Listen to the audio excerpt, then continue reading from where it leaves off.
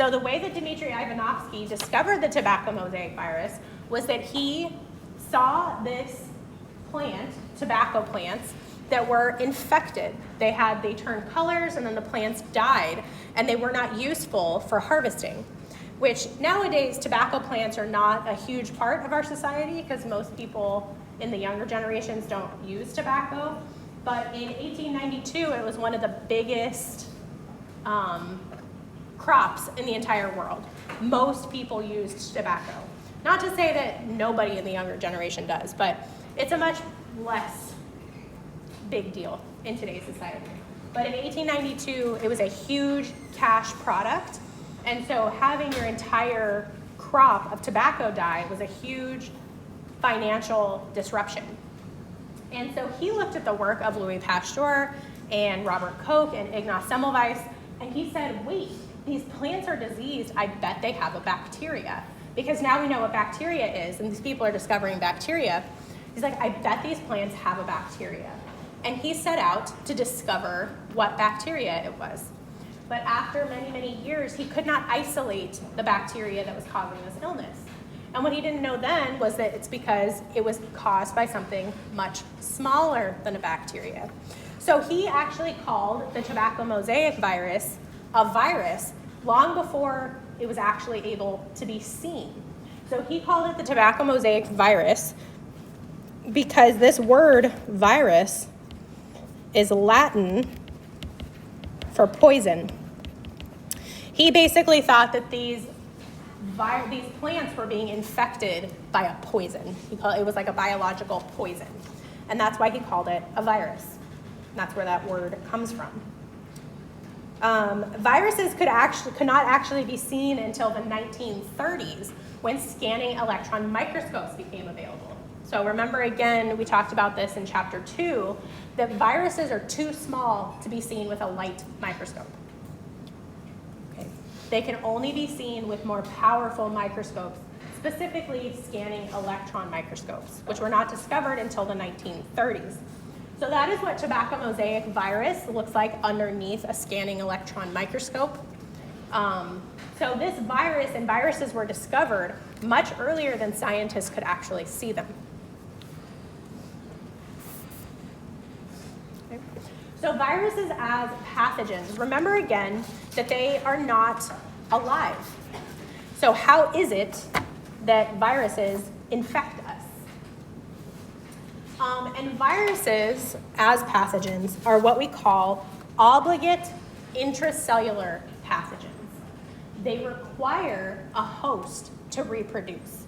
And this is a big part of why viruses are not considered alive and why they are not considered composed of cells. Because one of the major biological processes of any organism is to reproduce itself.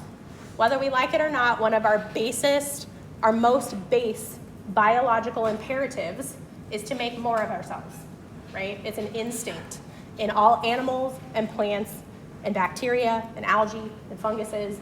Their base instinct or their base purpose is to reproduce. Viruses are incapable of reproducing without a host. They are obligate. Obligate means they have to. Again, look at the word. Obligate means you must, you are required. Intra, that word intra means inside. Obligate intracellular, inside cellular pathogen. So it can only reproduce if it is inside a host.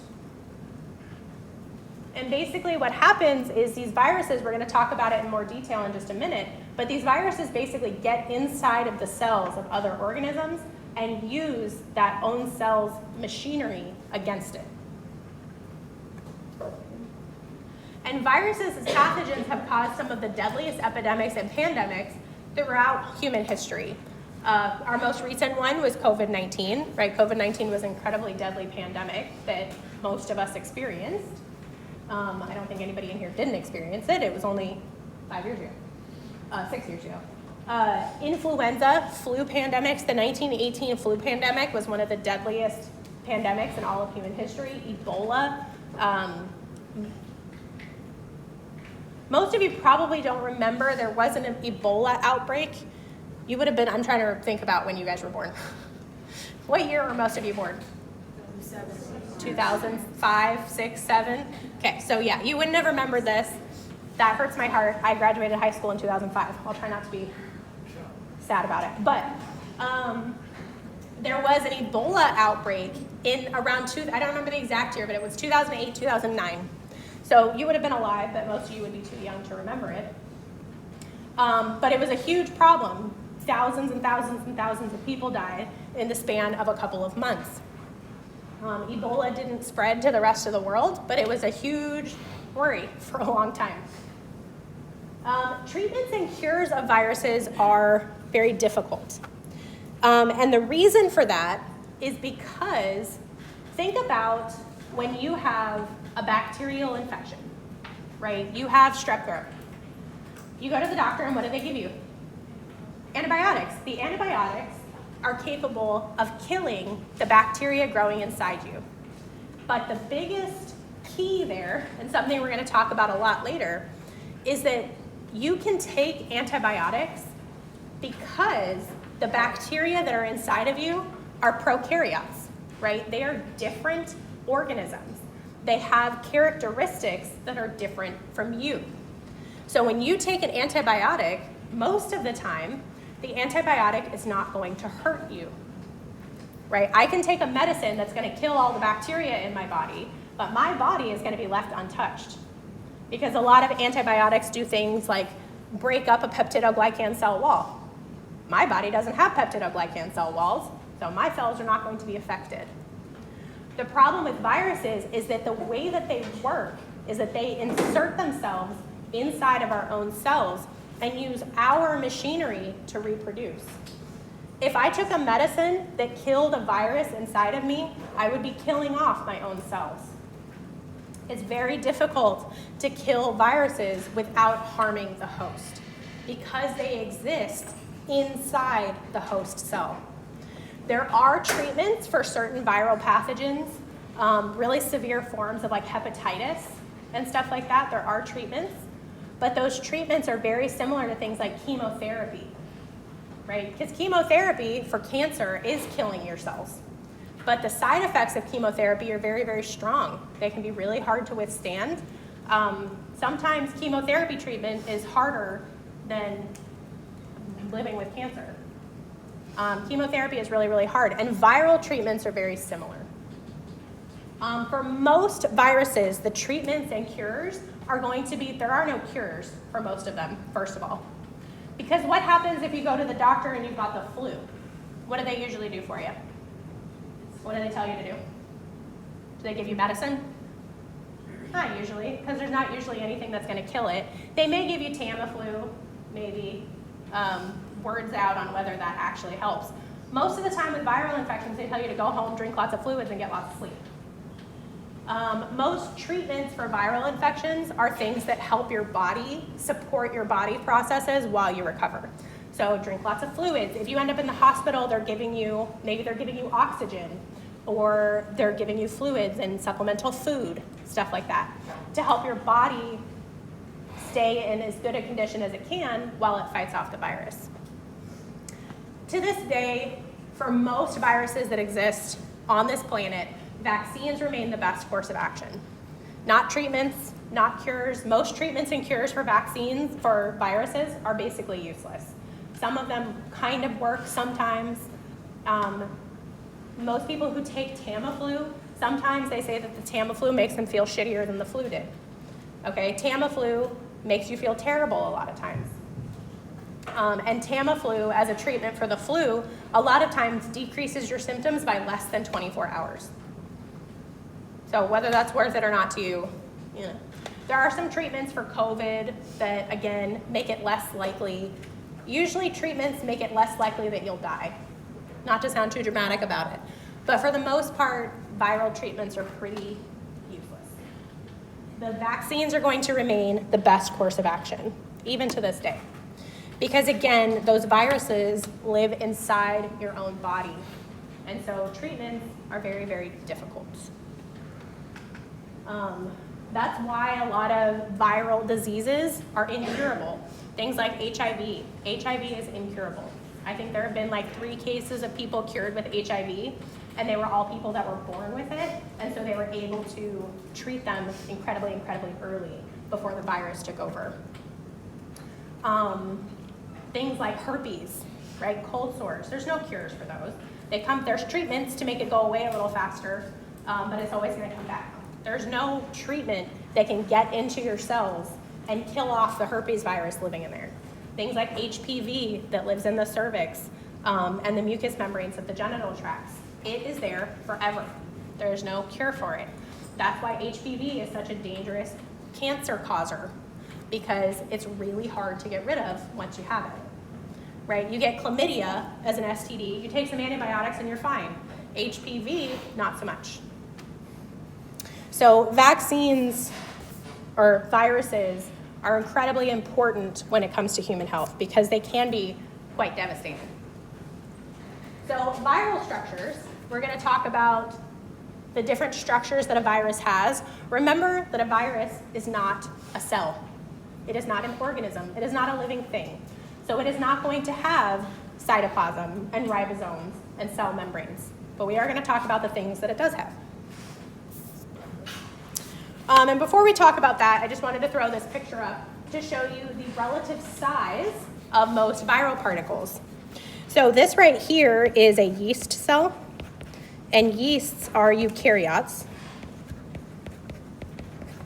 So a eukaryotic cell, and then compared to a eukaryotic cell, bacteria are about 100 times smaller than eukaryotic cells, so there's a bacteria. And then these are most of the viruses that are about 100 times smaller than bacteria. Of course, there's always going to be there's very tiny bacteria and much larger viruses and things like that. But on average, they're going to be about that relative size.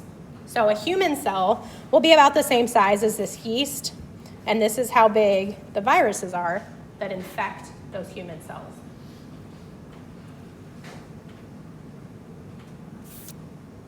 Okay?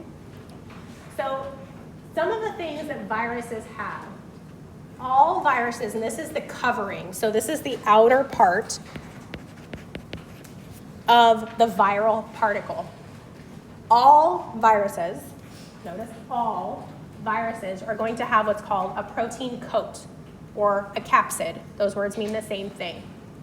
So a protein coat is just a layer of protein that covers the outside of the virus. Okay, this is not a phospholipid membrane. It's not semi-permeable. All of those things that we talked about in prokaryotic and eukaryotic cells do not apply here. It's just a layer of protein. Some viruses have external structures called envelopes or various attachment structures, which are on the outside of a protein coat. So as you can see here, this is a naked virus, which means that it only has a protein coat or only has a capsid. And this is a virus that has an envelope. So it just has an extra little layer, usually made out of some more proteins, on the outside of its capsid. Now, not all viruses are enveloped, but all viruses have a protein coat. And some of them have attachment structures like these spike proteins. The COVID virus has these spike proteins, and those spike proteins are how it grabs onto the human cell and gets inside. Basically pokes a hole and grabs on. And that's how it attaches. Okay? But those are some things that some viruses have. Not all viruses have those. But all viruses have a protein coat. Okay, and those are just more pictures of viral coverings. They can come in different shapes and sizes. Those are cartoon pictures on the top, and then the bottom pictures are scanning electron microscope images of the same thing. So this guy right here, that's what it looks like under a scanning electron microscope. So it really is that funny shape. Some of them are circular. This one over here, this is actually the COVID virus. COVID is called that. It's a coronavirus, and it's called that because it looks like the corona of the sun. Corona means crown, and so it looks like the corona of the sun. It's got a crown around the outside. Some of them are in little hexagons, like you can see down here, ovals, right? They come in different shapes, sizes, but they all have a protein coat.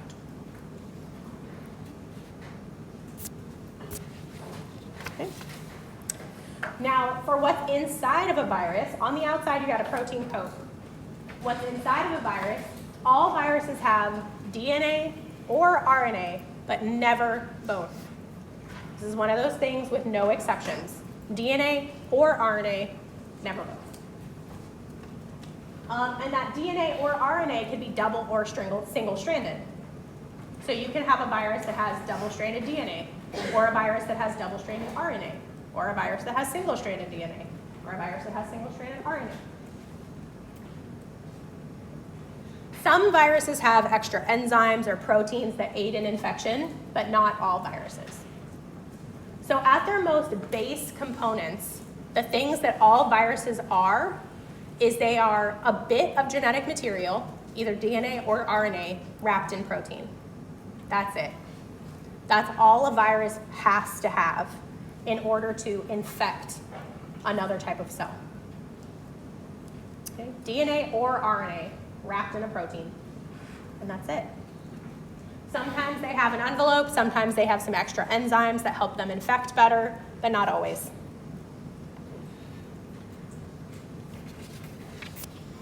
So how do we classify viruses? Again, we always like to put things in boxes so that we can understand them better. Viruses are not located on phylogenetic trees or any tree of life because they are not alive.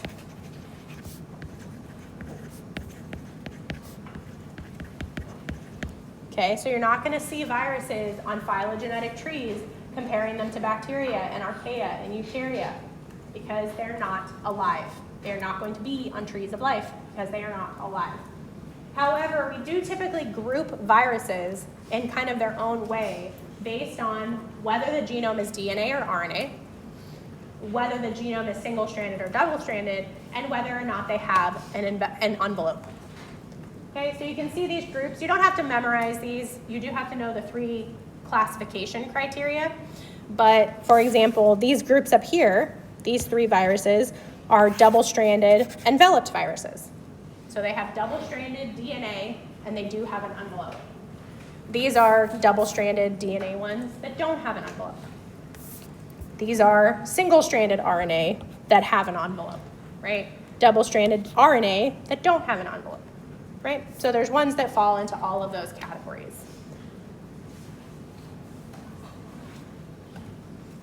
But that is how we classify viruses. Again, you don't have to memorize that chart.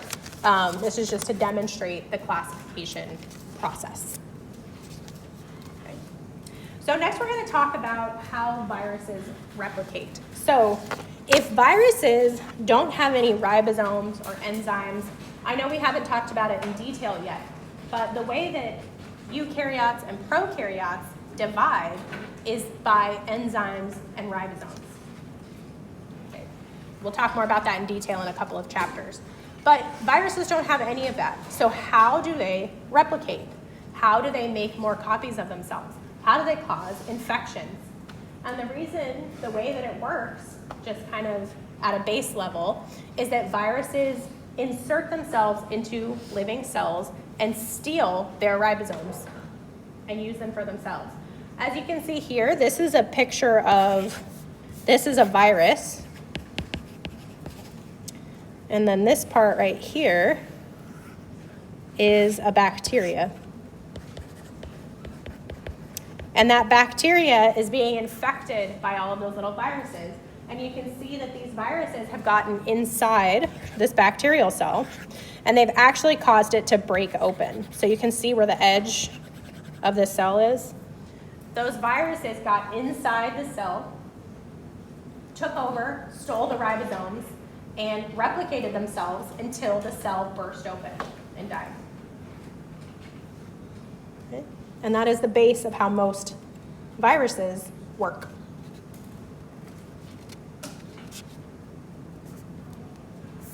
Okay, so how do viruses replicate? It's important to remember that there are 5 general steps, and we're going to talk about all 5 right now. There are 5 general steps in viral replication. Specifically, how this happens and what the result of that is and what that looks like is going to depend on the virus itself. Individual viruses will have slightly different processes, but overall, these 5 steps can be applied to most viral replications. Okay, and the first step to any viral replication, and these steps should be pretty self-explanatory. I don't like that color, sorry. The first step is attachment. And in attachment, what is happening is the virus is attaching to whatever it's trying to infect. In this case, the black outline is the cell, and the virus attaches itself to the outside of that cell. And this can happen to animal cells, it can happen to algae, it can happen to plants, it can happen to bacteria, it can happen to any kind of organism. The second step is entry. Okay? So after a virus sticks to the outside of a cell, it will find a way into the inside. And again, how that happens is going to depend on the virus. Sometimes viruses are really sneaky and they kind of sneak in, kind of like a Trojan horse method where they hide and they sneak in. Sometimes they poke a hole straight in the outside of the cell and crawl right in. Just depends. Okay. The third step is going to be this replication and gene expression, which basically means they replicate their genome, right? Whether it's DNA or RNA, they make more copies of that DNA. And then gene expression is protein synthesis. So they synthesize the proteins that they need, because remember that they have a protein coat. So they make more copies of their DNA or their RNA, their genetic material, and then they make more copies of their protein coat. Okay? And then the fourth step is assembly.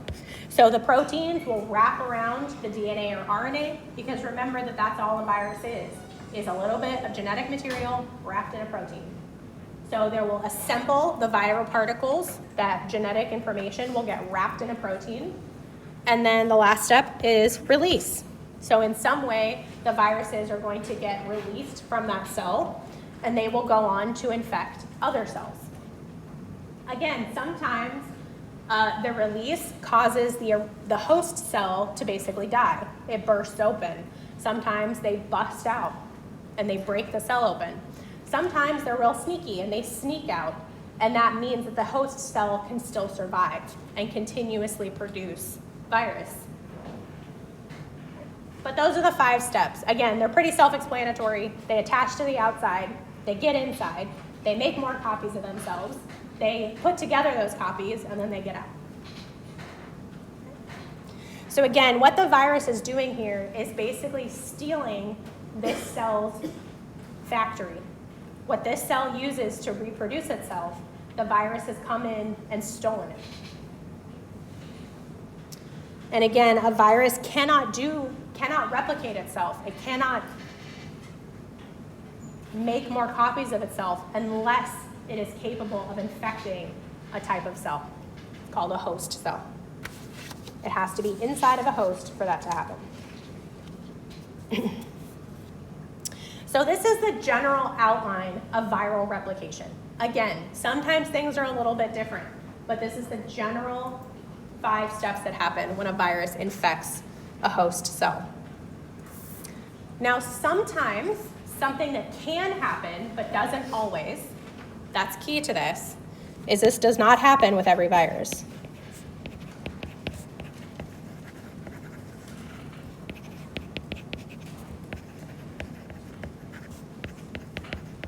There are some viruses that are better at this than others. It does not happen with all viruses. But what can basically happen sometimes is something called integration. And integration is when the viral DNA sticks itself into the host DNA. It integrates itself. It becomes a part of that host cell.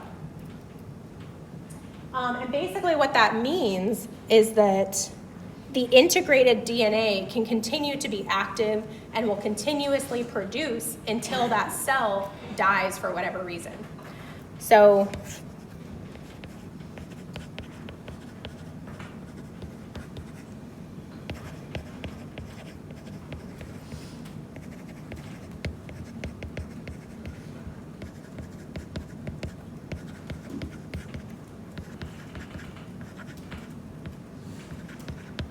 and a lot of times viruses that are capable of integrating into the host genome like that are really, really sneaky about it. And they basically do it in a way that the host cell has no idea that anything is wrong.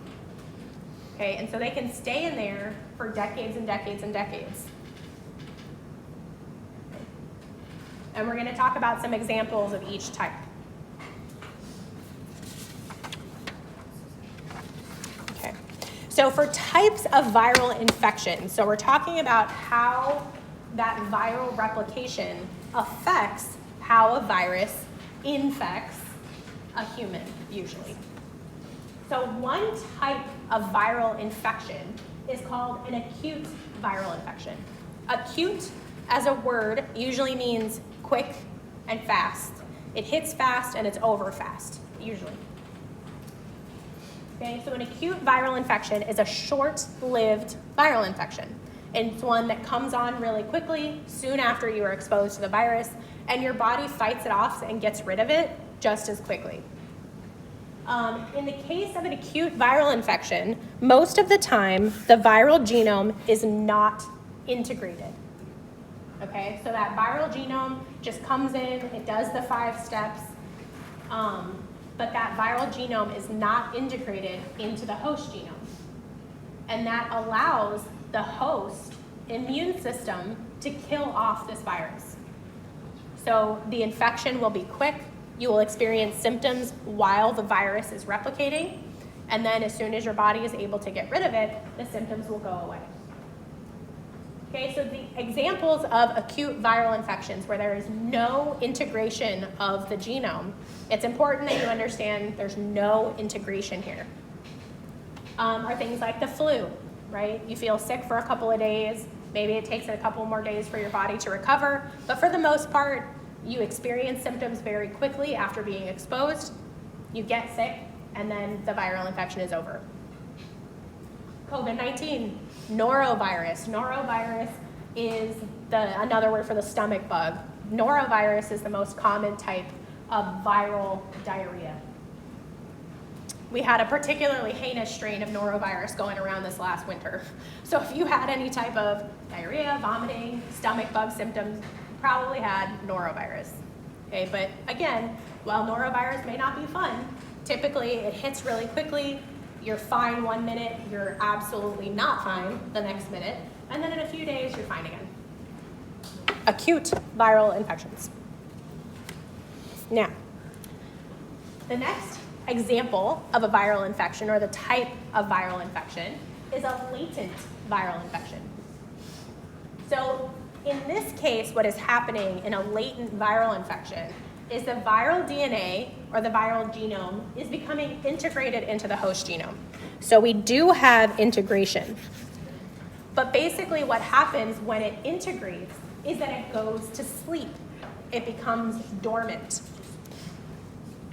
So the virus becomes inactive or asleep. Asleep isn't a correct term, but sometimes that helps people. And what can happen is that means that the viral DNA is inside the host cell for the rest of that host cell's life. And it will stay in there. Most of the time, there are no symptoms because that virus is basically asleep. But it can become active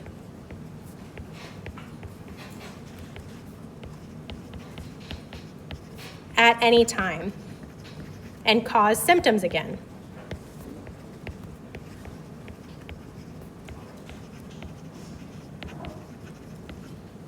Usually, so basically at any time, it can wake up and the virus will become active again.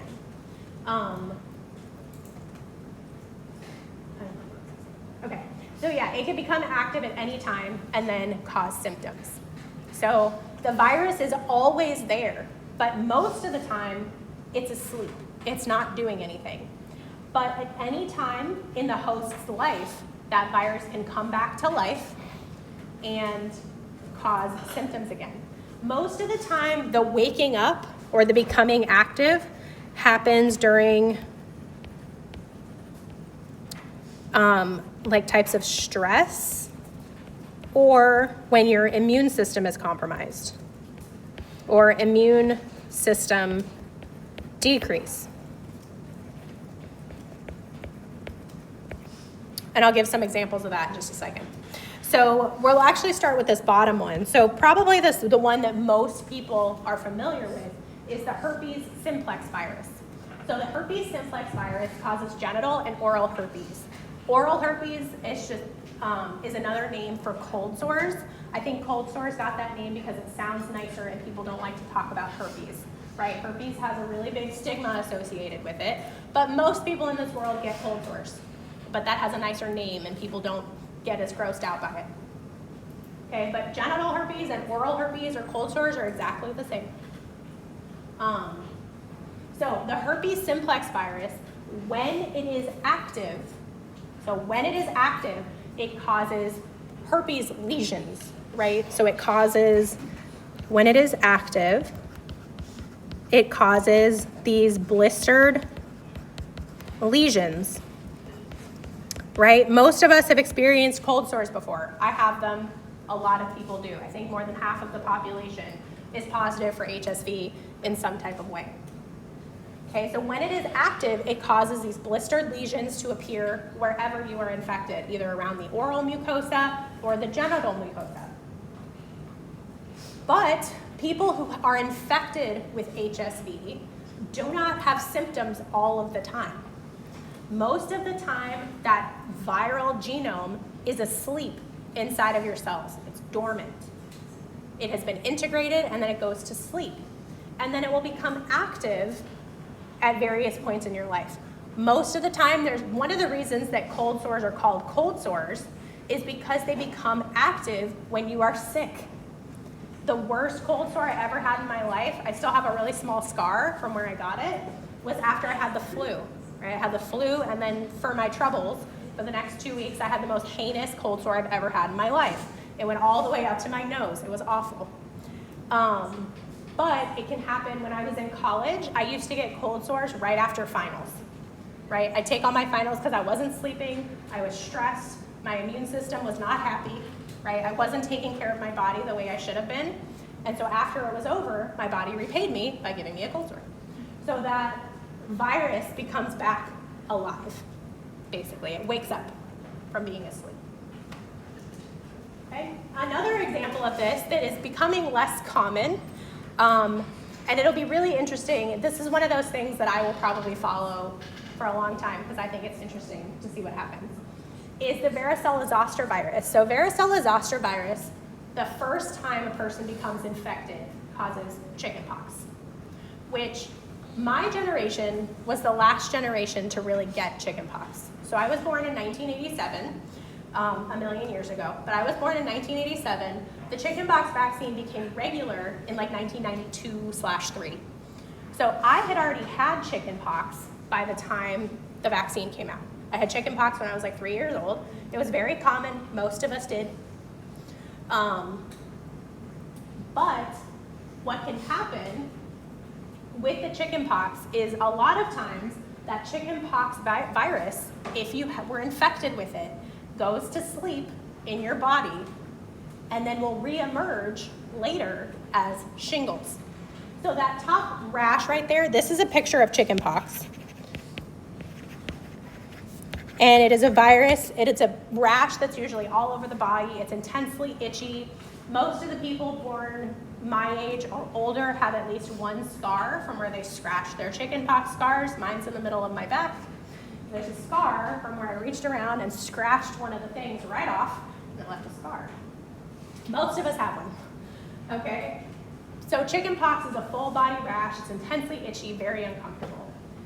But one of the other things that we get, again, for our troubles, is usually around when a person turns about 50 or 60 years old. So a fun thing happens when you turn about 40 is your body just starts to go downhill, right? Everything kind of stops working. Your immune system kind of stops working. All your joints decide to crap out, right? Your GI tract decides that you're lactose intolerant now, right? It's a fun thing that happens. So around 50 or 60 is when most people's immune system really starts to take a dive. And so around 50 or 60, when that immune system is not so great, that chickenpox virus wakes back up. And it becomes something called shingles. And this is shingles.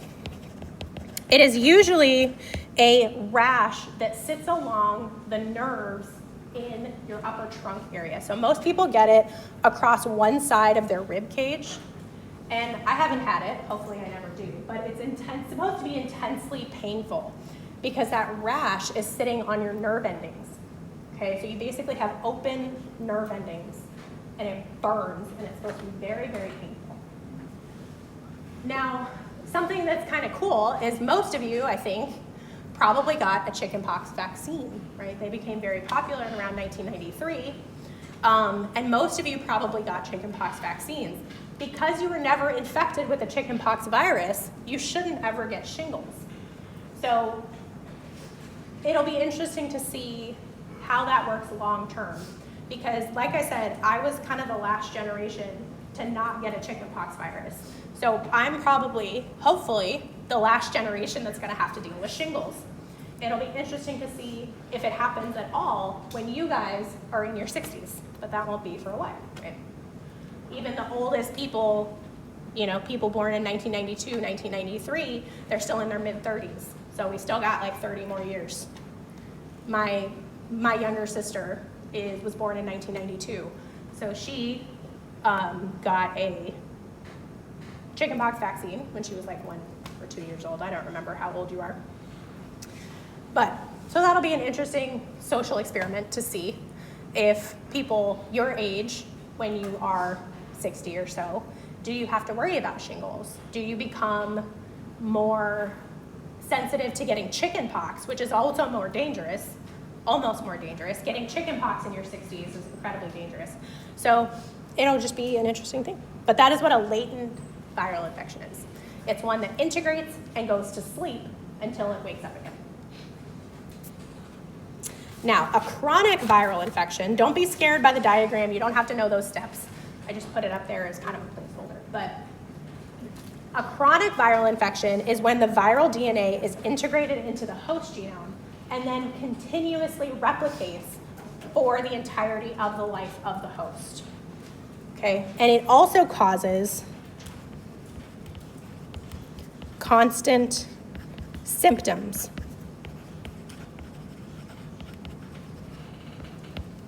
Okay.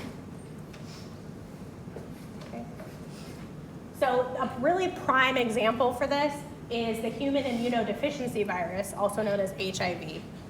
And HIV is a virus, again, that when you become infected with it, it integrates into the host genome and it stays there forever. HIV is particularly sneaky because what HIV infects is your own immune system. So basically what HIV will do is it systematically destroys and dismantles your entire immune system over decades and decades and decades until your body is too weak to fight it off. Okay? And that's what AIDS is. AIDS is acquired immunodeficiency syndrome. After a person has had HIV for long periods of time, their immune system basically dies. They have no immune cells left. People in the later stages of HIV, it becomes a thing, like when people are being tested for HIV, that towards the end of the virus, they will actually keep track of the amount of T cells that they have, which is part of your immune system. And they will literally count them. And it'll get to a point where it's like, oh, you have less than 100 immune cells left. Your body's supposed to have millions. And it'll say you have less than 100. And then it's less than 10. And then it's, you have none. Okay, you have no immune cells left. And that's what AIDS is. And so people who have HIV very often die of other infections because their body cannot fight them off.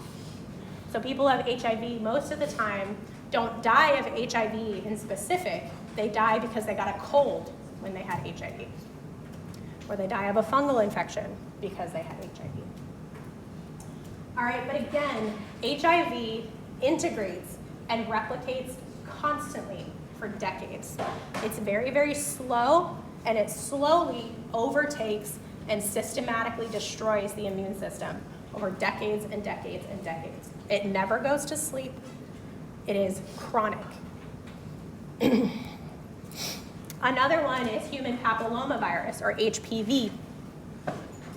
So HPV is another one. It typically integrates into some type of genital mucosa, though it can also happen, so it's kind of a misnomer that HPV can occur in other mucosa. So something that a lot of people are really creeped out by is the idea that the cells on the inside of your mouth are almost exactly the same as the cells inside the vaginal tract, or inside the urethra, or inside the anus.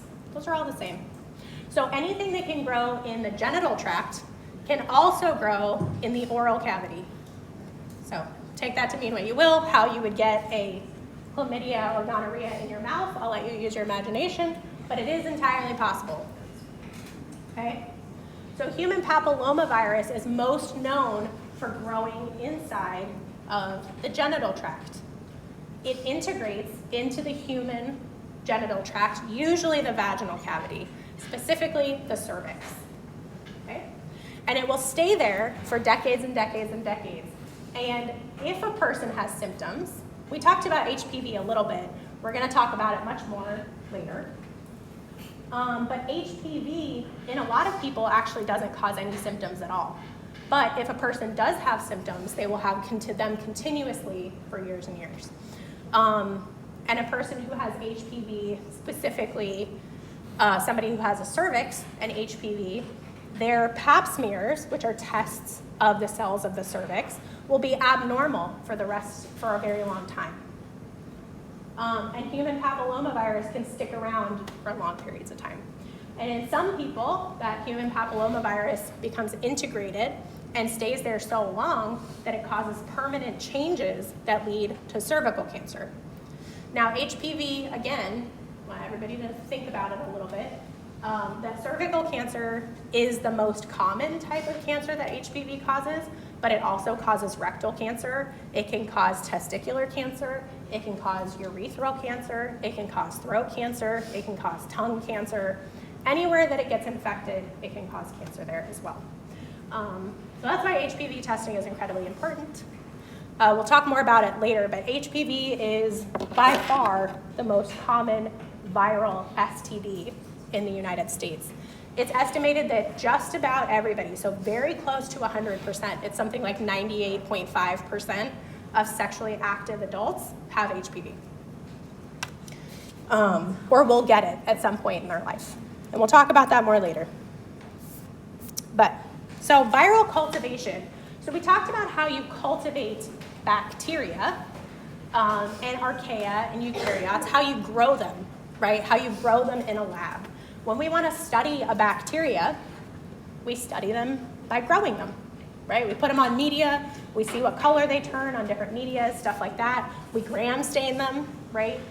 The problem with viruses is that viruses require a host cell to grow. Bacteria, you can slap them on a media, you can grow bacteria in your house, right? You can put if you leave a container of orange juice open on your counter, you're gonna have a bacterial culture in 24 hours, right? The bacteria is gonna get in there, it's gonna eat the sugars in the juice, and it's gonna grow. If you get bacterial plates, agar plates, you can leave them open on your bathroom counter, and I guarantee you're gonna have growth in 24 hours. Bacteria are relatively easy to grow. Viruses are not, because they have to have a host in order to grow. So media like agars, liquid broths, things like that, are not host cells. Okay? So in order to study and work with viruses, a lot of times we have to be able to grow them. So how do we do that? So again, viral cultivation, it requires a live host cell in order to grow. It cannot be cultured on regular media. And then I think the other thing that we have left out of this conversation is that human cells or animal cells, any eukaryotic cells, are typically much more difficult to keep in culture. They're very difficult to grow. They're very time sensitive, time dependent. I remember when I was in grad school, or I guess when I was a postdoc, it was after I graduated, I worked in a lab that cultivated human cells. And there was a snowstorm where I lived. I lived in Kansas at the time. I worked at the University of Kansas. There was a snowstorm, and there was 4 feet of snow. Guess who had to drag their butt to campus and walk the 1.5 miles? Because if I didn't, all my cells were gonna die. Okay, viral cells human cells are incredibly sensitive. They die very easily. Bacterial cells, you can slap those things on a plate, put them in a fridge, and they'll stay there for literally 6 months. Okay, they're not that sensitive. Viral human cells are incredibly delicate. They're hard to culture. They require very specialized techniques. It's hard to learn, right? Again, it takes time and money to grow human cells. And even if you do everything right, it's really easy to kill all your human cells. They're very difficult to grow in a lab. So because human cells are very difficult to grow, it also becomes very difficult to grow viruses. So the most common techniques for viral cultivation, the first one is live animal inoculation. So sometimes to cultivate viruses, we put them inside of a live animal, usually mice or rats, things that can be grown in a lab easily. But again, even that, keeping 100 mice alive requires a lot more time and money and space than keeping alive a flask of bacteria. Okay. Another one is bird embryo inoculation, and that's what you see over here. So these are literally embryonic bird eggs. These are chicken eggs. And so inside each and every one of those eggs is a fertilized chicken embryo. Okay, so it's a living embryo. It's not an unfertilized egg. It's a living, fertilized embryo. And you can use a needle to inject the virus into that fertilized embryo. And the virus will grow in there, and then it can be harvested from the embryo. And this, if you didn't know, is exactly how our flu vaccines are made. So flu vaccines, in order to make a flu vaccine, you have to have live flu virus first. And this is how they are cultivated. There are actually some people who cannot get traditional flu vaccines because they're allergic to eggs. So if you're allergic to eggs, you can't get traditional flu vaccines. There are other ones that are available now that are not grown this way, but the vast majority, like if you go to Walgreens and get a vaccine, a flu vaccine, it is going to be grown in an embryonic chicken egg. Okay. And then another way of doing it is through something called cell culture, which is where you grow human cells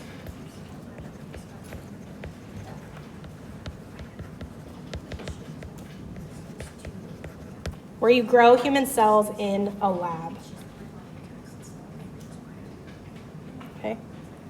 Now, I will point out, viral culture does have a really important place in research and other scientific places. For the most part, in today's climate, most viral testing is actually not done by growing the virus itself. Most of it is done through what we call molecular techniques, where we test for the DNA of an organism. We're going to talk more about this later, but right, like most of you have tested for flu or COVID at home, right? You stick a swab up your nose and you put it in the liquid, and then 1 line is negative, 2 lines is positive, right? You're testing for the flu vaccine or the flu virus or the COVID virus, whatever you're testing for, but you're not growing the virus first. You're testing for what's called an antigen, which we'll get to later. So in reality, in today's world, we don't actually do this very often in hospitals for clinical viral testing.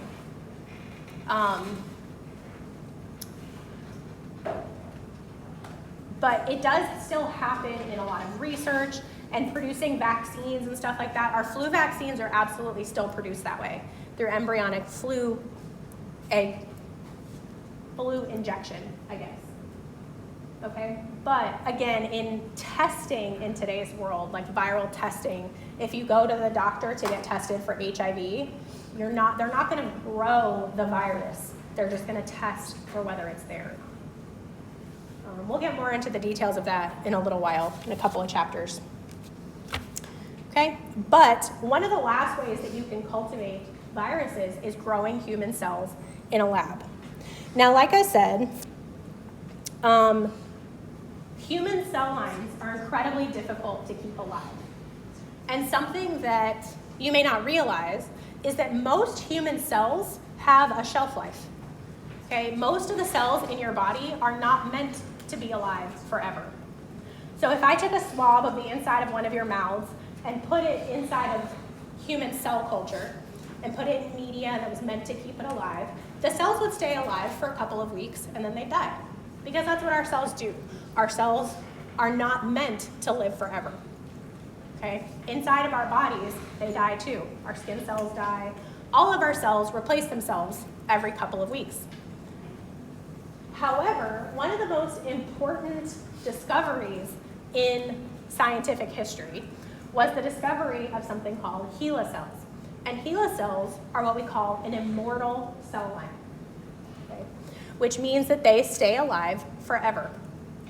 And the reason that they stay alive forever is because they were collected from this woman.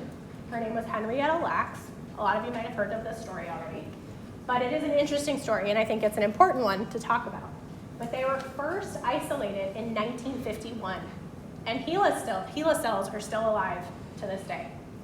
They are used in scientific research and clinical stuff, development of countless scientific research developments, okay?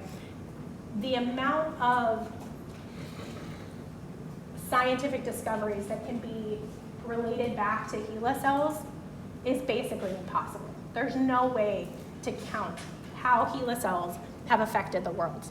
Okay, they're incredibly, incredibly, incredibly important.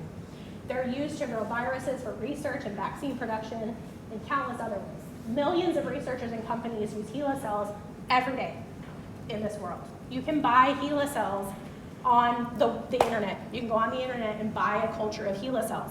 And these cells all come from this one sample that was collected in 1951, which is pretty amazing. And those cells are still alive. Now, the reason they're still alive is because they were collected from a woman who had a very particularly virulent form of cancer. She had, I believe it was cervical cancer.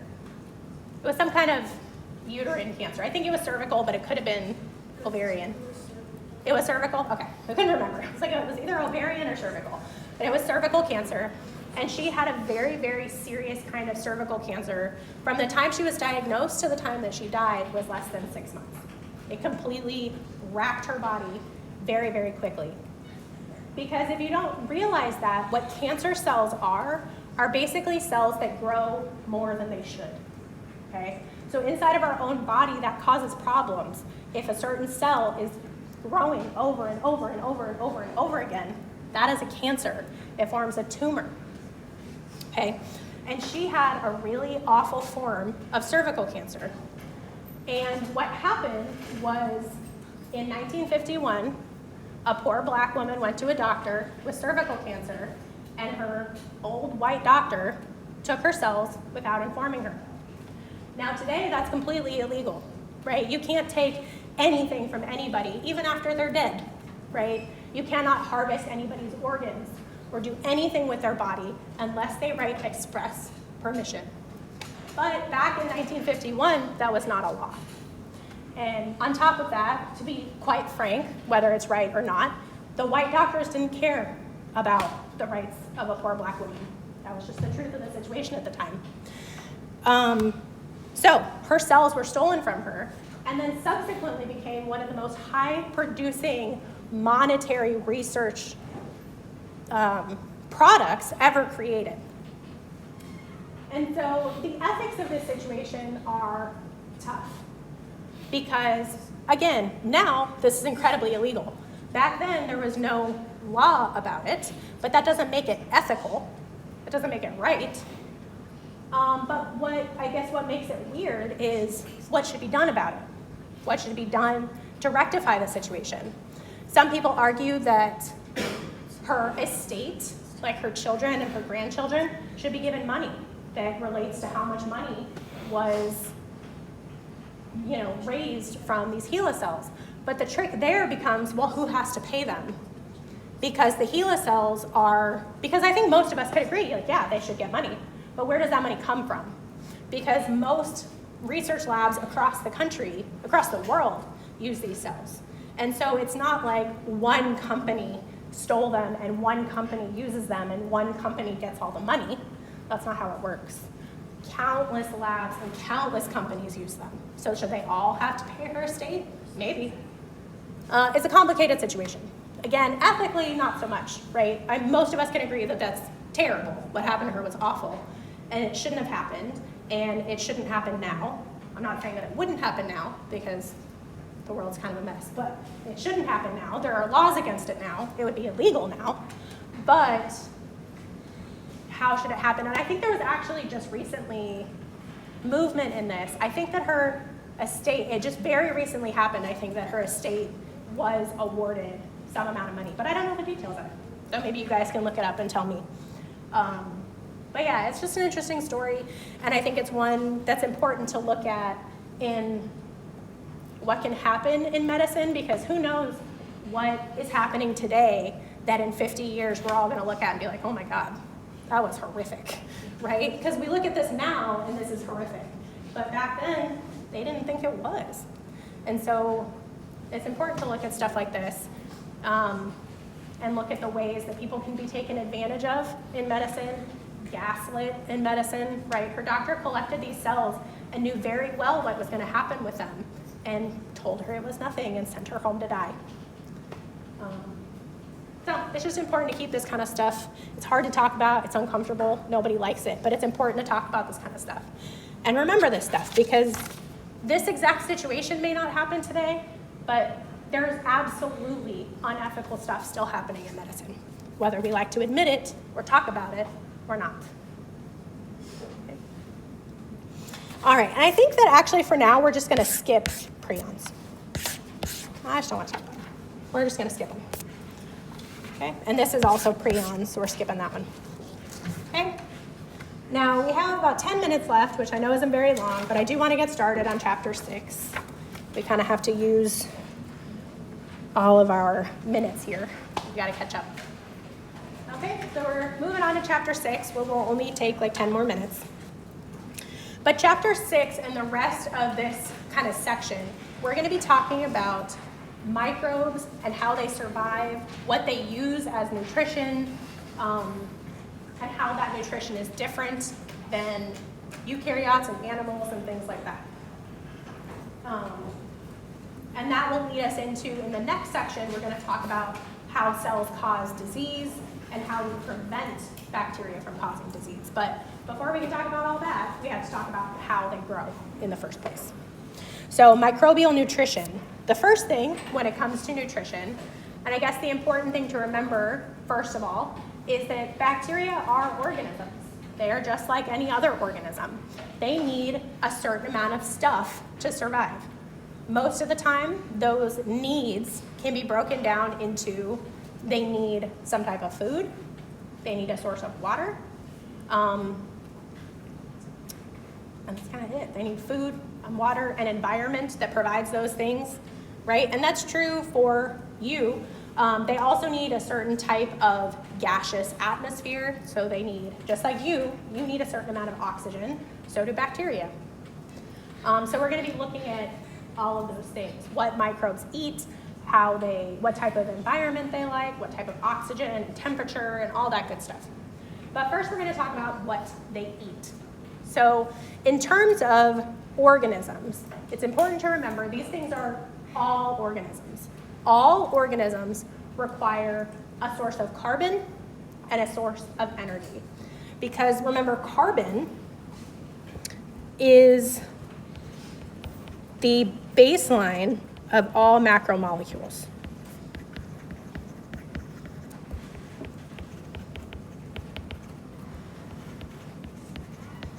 And a lot of it. So DNA, lipids, proteins, carbohydrates, all of those things are made from carbon. And for our body to produce proteins, produce fats, produce membranes, reproduce, right? Everything that our body needs to make in order to be a cell and to survive is going to be built of carbon. So we need the building blocks, right? We need the Legos to put the big things together. We can't build a plasma membrane, a big cell, a big wall, unless we have the bricks to make it. Okay? And then they need a source of energy. And the energy is how cells build those things.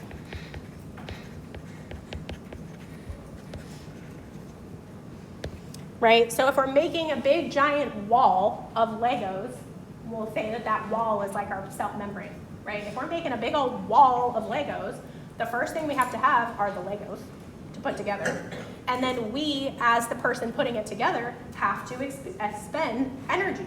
It takes energy to move your arm from one place to another and build the thing to what you want it to be, right? So to build all of those necessary molecules that we talked about in part 1, you have to have carbon and you have to have energy. And how and where an organism gets its carbon and its energy is going to dictate a lot of other things about its life. Okay? And that's just a picture of the carbon cycle. We'll talk more about that in a second.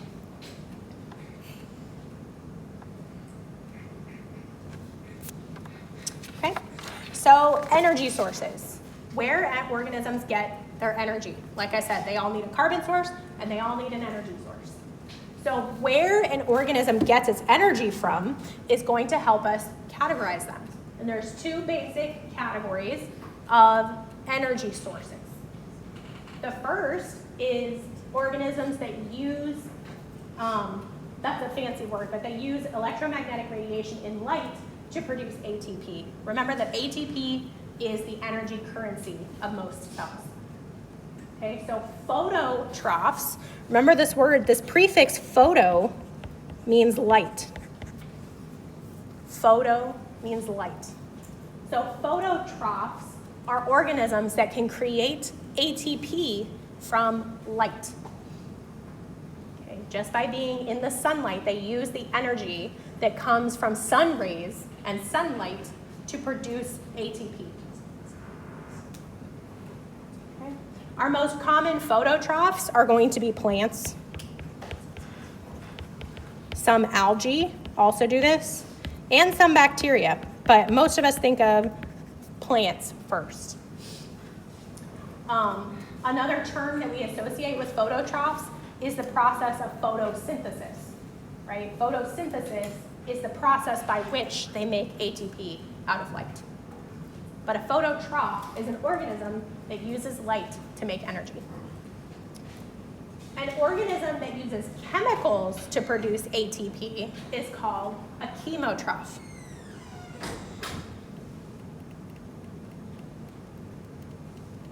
Now, there are lots of different chemicals that an organism can use for energy, but most organisms get their energy from one particular source. Where do you get your energy from? Food, but what specifically in food? Which of our macromolecules provides most energy? Carbohydrates, carbs. Most of our energies come from carbohydrates. And that's true for most organisms. Most organisms, the chemical that they use to make energy is going to be carbohydrates. Now, there are some organisms that are very strange. There are some bacteria that use metals, right? I don't know if anybody knows who Dr. Wells is, but Dr. Wells works in the biology department. He has organisms that are making energy from gold, and he's purifying gold. It's really wild and real crazy. He's probably gonna make a bunch of money from it, but he has a bunch of bacteria that are producing gold. Some of them use toxic metals like mercury. Sometimes they use unusual sugars or fats or things like that. But most organisms, it can be any chemical, including metals, fats, proteins, all that kind of stuff, but most prefer some type of sugar.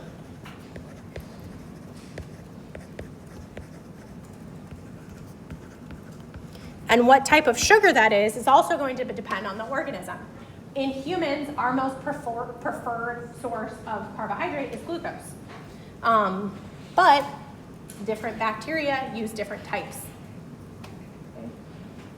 But organisms who use any type of chemical to produce ATP are going to be chemotrophs from chemicals.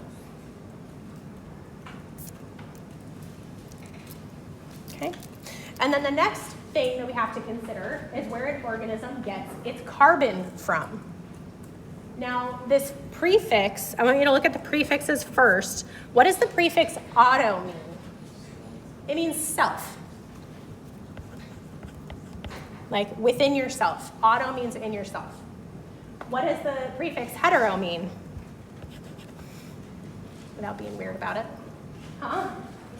It means opposite or different, right? The first thing that pops into everybody's mind is heterosexual, and it means that you're sexually attracted to somebody of the opposite gender.